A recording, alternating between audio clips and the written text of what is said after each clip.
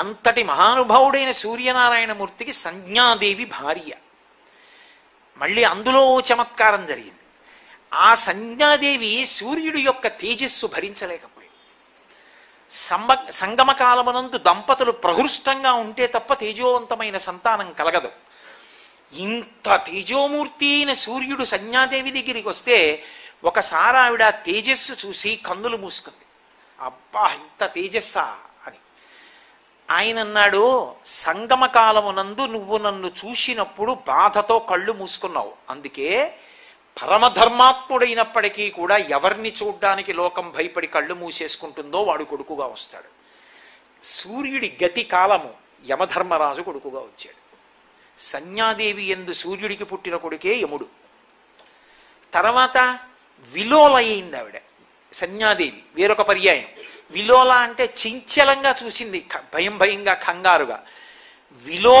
విలోలమై చూశావు కాబట్టి విలోలత్వము కలిగినటువంటి నది పుడుతుందన్నారు. యమున పుట్టింది అందుకే. వేరొక పర్యాయం వైవస్వతుడు జన్మించాడు, ఆయనే మనువు. ఆయనకే సమస్త ధర్మములను సూర్యనారాయణమూర్తి నేర్పాడు. అందుకే మనువు యొక్క సంతానం కాబట్టి మనుష్యులు. అక్కడ నుంచే మనుష్యులందరికీ కూడా ధర్మశాస్త్రం అలవాటైంది. మహానుభావుడైన సూర్యుడు చెప్పింది అదంతా. కొడుకుకి గురువుగా నిలబడ్డాడు ఒకప్పుడు. అందుకే ఆ రామచంద్రమూర్తి యొక్క వంశక్రమం ఏమిటి అని అడిగినప్పుడు అందులో ఈ విషయాన్ని చెప్తాడు మహానుభావుడు వశిష్ఠ మహర్షి. చెప్తూ అవ్యక్తము బ్రహ్మ, మరీచి, మరీచి యొక్క కొడుకు కశ్యపుడు, కశ్యపుడి కొడుకు సూర్యుడు, సూర్యుడి యొక్క కొడుకు మనువు, మనువు యొక్క కొడుకు ఇక్ష్వాకువు, ఇక్ష్వాకువు యొక్క కొడుకు కుక్షి, కుక్షికి వికుక్షి, వికుక్షికి బాణుడు, బాణునికి అనరణ్యుడు, అనరణ్యుడికి పృథువు, పృథువికి త్రిశంకుడు,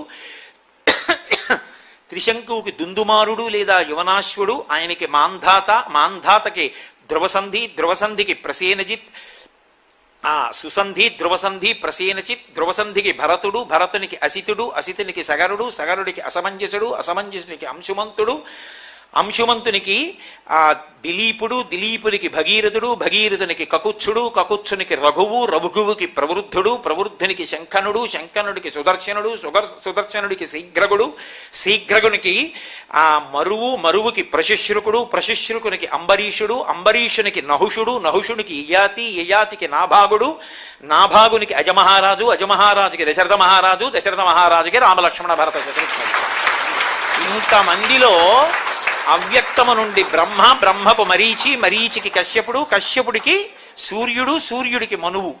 అంటే మనుష్య జాతికి సంబంధించినటువంటి సమస్త ధర్మములు నేర్పినటువంటి గురువై నిలబడింది సూర్యమండల స్వరూపం. మహానుభావుడైనటువంటి సూర్యుడు. ఆమె ఆ సంజ్ఞాదేవి ఈయన యొక్క తేజస్సు తట్టుకోలేకపోయింది. ఆమె తన ఛాయని చూసింది ఒకసారి, తన నీడనే చూసి, ఈయన తేజస్సు భరించలేకపోతున్నాను, నీకు నాకు భేదం ఉండదు కాబట్టి నేనే అనుకుంటాడు, ఆయనతో నువ్వు కాపరం చేయి, నేను వెళ్ళిపోతున్నాను అని. విడిచిపెట్టి వెళ్ళిపోవడాలు కాదు సుమా, అసలు సనాతన ధర్మంలో లేవు ఆ మాటలు. ఛాయాదేవిని తన స్థానంలో ఉంచి ఆమె బడబా రూపం, ఆమె ఒక హయ రూపాన్ని పొంది ఉత్తర కురుదేశముల యందు తిరుగుతూ తపస్సు చేస్తోంది. చేస్తుంటే విశ్వకర్మ తండ్రి చూశాడు. ఏమమ్మా ఇలా వచ్చేసావన్నాడు. మీ అల్లుడి తేజస్సు భరించలేకపోతున్నాను నాన్న, వచ్చేశానని. ఈ ఛాయాదేవి సూర్యనారాయణమూర్తితో ఉన్న కారణం చేత ఆమెకి కుమారుడు కలిగారు. ఆమెకి కలిగినటువంటి మొదటి కుమారుడు శనైశ్చరుడు.